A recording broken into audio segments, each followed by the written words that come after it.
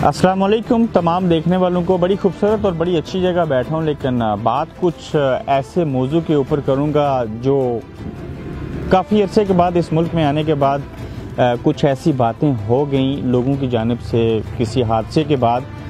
चूँकि मैं काफ़ी अरसे के बाद आया तो मैंने महसूस किया लोगों के रवैये बदले, मजाज बदला, चीज़ों की कीमतें बदली, हालात भी बदले।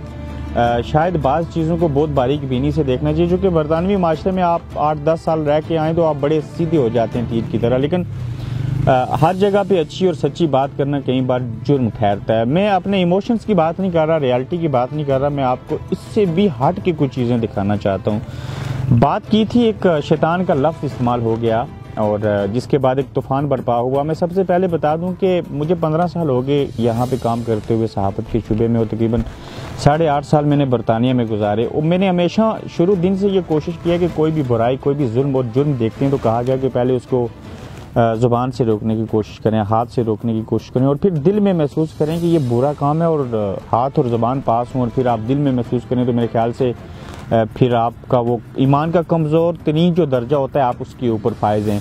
मेरे पास तो कलम भी है, पेपर भी है, कैमरा भी है, मुंह में ज़ुबान भी है, मेरे हाथ भी हैं, मेरा दिमाग भी है, तो फिर मैं क्यों ना जब कोई चीज़ देखूं तो सबसे पहले कहते हैं ना, जैसे हकूक़ रिश्तों के, रिश्तेदारों के होते हैं, फिर पड़ोसी होते हैं, फिर माशरा होता है, फिर मुल्क होता है। एक बड़ी लॉजिक है इस्लामिकली जो चीज़ें बताएगी। और जब मुझे पता चला, मैं बरतानिया में बैठ के जब देखता था मेरी किसी हवा की बेटी के साथ, 7 साल बच्ची के साथ ज़्यादती हुई, चीखें निकल जाती थी। आपकी अपनी बेटी हो या मेरी बेटी हो, जब आप इस तरह के हादसे देखते हैं तो यकीन करें जिसका ज़मीर जिंदा है वो सब्र नहीं कर सकता, वो सो नहीं सकता, वो कई बार अच्छे से खाना नहीं खा सकता। और अगर मेरे ननिहाल में, मेरे खोरेटा में, मेरे घर से चंद गज़ की मसाफत के ऊपर 14 साल बच्ची के साथ कोई जिनसी ज़्यादती करे और फिर वीडियो बनाए, मुझसे बेशर्म और बेज़मीर कोई सहाफ़ी या इंसान नहीं हो सकता जो उसके ऊपर बात ना करे। हाँ, जब आप दुश्मन नहीं कहूँगा, किसी मुजरम को, मुलज़म को, किसी दरिंदे को सामने जाके, वो जिस भी कबीले से हो, आप उसको देखें, उसका इंटरव्यू करें। मेरी ज़िंदगी का पहला एक्सपीरियंस है, तो कई बार आप जज्बात से परे हो जाते हैं, लेकिन उसके बावजूद मैं कभी अपने असूल नहीं भूला, मैं अपने ज़वाइद व क़वाबिद नहीं भूला। मैंने कोशिश की कि इमोशंस को दिल में रखा जाए और ज़बान का इस्तेमाल अच्छे से किया जाए। और वहाँ पे जो शैतान का लफ्ज़ था, मैं चाहता हूँ कि उस शेर को पूरा करूँ जो उस वक्त मेरे जहन में नहीं आ सका था। ये मैं शेर सुनाता हूँ, फिर एक जुमला बोलूँगा, उसके बाद मैं इसके ऊपर बात नहीं करूँगा, और चीज़ों के ऊपर बात करूँगा। मुझे उम्मीद है कि पढ़े लिखे, सियाने, अच्छे, मुखलस, अपने आप से मुखलस, दूसरों से मुखलस, मजलूमों का सहारा बनने वाले, कुछ बात करने वाले, कुछ कहने वाले ज़रूर इस बात को समझेंगे। वो शेर ये था कि पैदा हुआ वकील तो शैतान ने कहा, लो आज हम भी साहिब औलाद हो गए। मेरा कसूर ये है कि ये शेर मुझे याद नहीं होना चाहिए था, ये शेर मेरे जहन में नहीं आना चाहिए था। ये शैतान का लफ्ज़ कोई बुरी बात नहीं है, शैतान एक हकीकत है जिसकी वजह से ये पूरी दुनिया बाद में बनी और एक जन्नत और जहन्नम का डिसिप्लिन एक कायम हुआ, एक अल्लाह ने एक चीज़ बना दी। ये अकबर आलाबादी साहब हैं, इनसे कोई जाके पूछे, इनसे कोई कब्र से निकाले, इनको फांसी लगाना चाहिए, इन्होंने ये शेर क्यों कहा था। दरअसल ये बात थी जो मेरे जहन में आई, मैं पूरा शेर नहीं पढ़ सका, जिसकी वजह से वहाँ पे मैंने ये लफ्ज़ अदा किए। उसके बावजूद थोड़ी सी तमीज़ और बांधूंगा। मैं इस बहस में नहीं जाता उन वकील साहब का नाम क्या था, उनका हक है, उनका प्रोफेशन है, यही वकील जज बनते हैं, यही वकील जज बन के अच्छे फैसले करते हैं, यही वो वकील हैं जिनसे मैंने कई बार इंसाफ लिया हो। मैं आपको 2 नाम बताता हूँ इस वीडियो के अंदर। मैं रोमेट रहा हूँ, साकिब जावेद एडवोकेट, एक बड़े बाप का बेटा है। मुदस्सर मसूद मलिक जो मेरे पड़ोसी भी हैं किसी हद तक, वो मेरे अपने कई बार सच लिखने की जब सज़ा काटी तो मैं भी वकील करता रहा और कई बार खुद बिना वकील किए कई बार अपना हक लिया। बात की नहीं कि आपका टाइटल वकील है और मैं एक सहाफ़ी हूँ, बात इंसानियत की और उसके बाद मुसलमानियत की है। और मैं किसी बरादरी, कबीले, ज़ात पात को नहीं मानता हूँ, लेकिन लोग इस चीज़ का शिकार ज़रूर हैं। अगर मैंने किसी जाट का लफ्ज़ भी इस्तेमाल किया था तो वो उस कबीले से था, तो मैंने ऐसे कहा।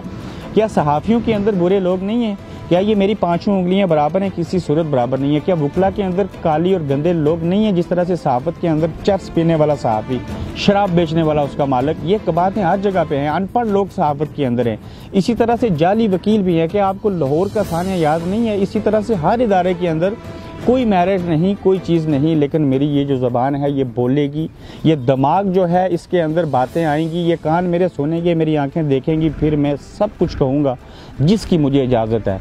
उसके बावजूद जब आप हक और सच की बात करते हैं, और जो हमारे पहले पैगंबर हज़रत आदम अलैहिस्सलाम थे और उसके बाद से लेके आज दिन तक जिस बंदे ने हक और सच की बात की है, उसके सामने लोग आके खड़े हुए। मैं कोई फरिश्ता नहीं हूँ, मुझसे गलतियाँ होती हैं, मैं एक पब्लिक प्रॉपर्टी हूँ। जब मैं कोई गलत कहूँगा आप लोग मुझ पे तनकीद करें, और जो मेरे ऊपर तनकीद करे और मेरी गलती की इस्लाह करे, मैं उसको अपना एक बेहतरीन दोस्त समझता हूँ, चूँकि जो आपको आपकी गलती बताता है वो आपका बेहतरीन, आप कह सकते हैं कि वो हमदर्द इंसान है।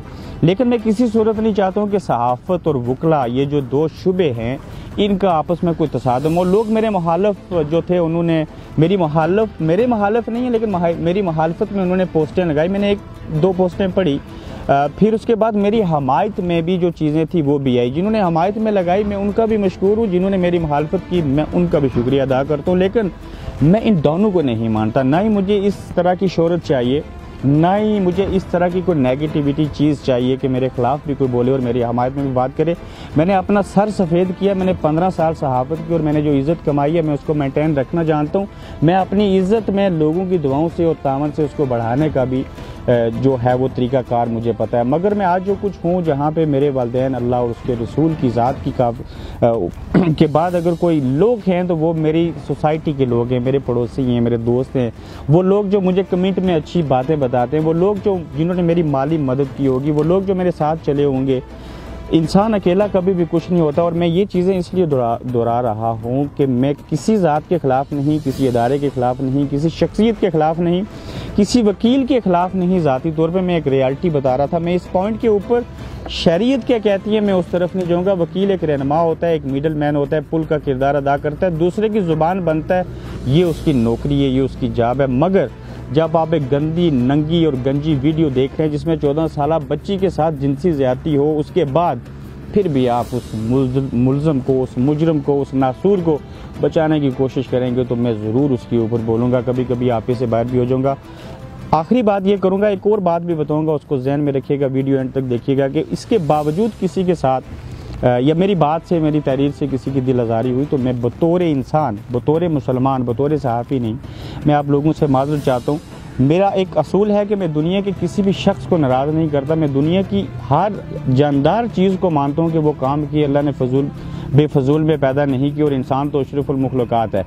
बाकी फ़ैसला मैं आपके ऊपर छोड़ता हूँ, आप लोग किसके बारे में क्या सोचते हैं। हमेशा याद रखें, फसाद, इंतशार फैलाना शैतान का काम है, और इस तरह की चीज़ें कतई नहीं होनी चाहिए। माज़रत भी कर ली, रियलिटी भी बता दी। मैं कभी उस केस में नहीं जाऊँगा किसी ने ज़मानत क्यों ली, किसी ने फलां काम क्यों किया। मैं इतना ज़रूर कहूँगा, जुल्म जो है उसके ख़िलाफ़ बोलना चाहिए, डटना चाहिए, खड़ा होना चाहिए। चाहे वो आप पुलिस है, वकला हैं, आप किसी भी इदारे के साथ, किसी भी शुबे के साथ मुंसलिक हैं, जब तक जुल्म को जुल्म नहीं समझेंगे, जब तक किसी चीज़ को महसूस नहीं करेंगे, आपका ज़मीर ज़िंदा नहीं होगा। फिर दुनिया के अंदर लोग चोरी भी करेंगे, डाका भी डालेंगे, जना भी होगा, जिनसी ज़्यादती भी होगी, जदीद दौर में वीडियो भी बनेगी। मगर आप वकला हो के ये हशर करेंगे, ऐसी तहरीरें लिखेंगे, या मैं सहाफ़ी हो के किसी की ज़ात के ऊपर वो चीज़ करूँगा, तो फिर माशरे के अंदर ये जो 4 बड़े सतून हैं, उसमें से 2 सतून अगर अच्छा काम नहीं करेंगे, तो यही 2 इदारे हैं आज के दौर में जो किसी को इंसाफ दिला सकते हैं। हमारा काम है लिखना, हमारा काम है बोलना, आपका काम है इंसाफ दिलाने में अपना किरदार अदा करना। और कोशिश करें कि मुस्बत सोच रखें, मनफी सोच से बचें। ये रज़ात पात बरादरी, ये सिर्फ हमारे कश्मीर, पाकिस्तान और एशिया के अंदर है। दुनिया के अंदर किसी को नाम पूछें तो वो या ना ये कहता है कि ना सुन्नी वाबी शिया, बल्कि सिर्फ कहता है मज़हब पूछे, क्रिश्चियन हूँ या मुसलमान हूँ।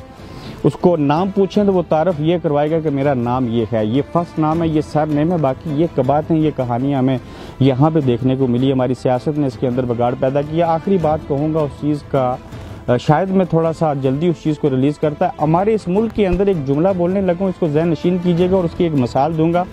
मेरे इस आज़ाद खित्ता के अंदर, मेरी रियासत के अंदर हमारे जजेस जो हैं, जिसका टाइटल है चीफ जस्टिस, वो हाई कोर्ट का या सुप्रीम कोर्ट है, उसको भी इंसाफ चाहिए। वो कैसे चाहिए? 18 तारीख को मैं आपको एक वीडियो रिलीज़ करूँगा, उसका प्रोमो, वो इंटरव्यू आपने देखना, और उसमें मैं आपको सामने दिखाऊँगा कि हमारे इस मुल्क में हमारे चीफ जस्टिस को भी इंसाफ चाहिए। यहाँ पे इख्तिताम करता हूँ, अपना ख्याल रखें। आखिर पे फिर माज़रत पाऊँ अगर किसी बरादरी की, किसी कबीले की, किसी शख्स की दिल आज़ारी हुई। अपना ख्याल रखें, दूसरों को अच्छी दुआओं में, अच्छे नज़रिए से, अच्छी सोच के साथ याद रखें। मुझे इजाज़त दीजिए, अल्लाह हाफ़िज़।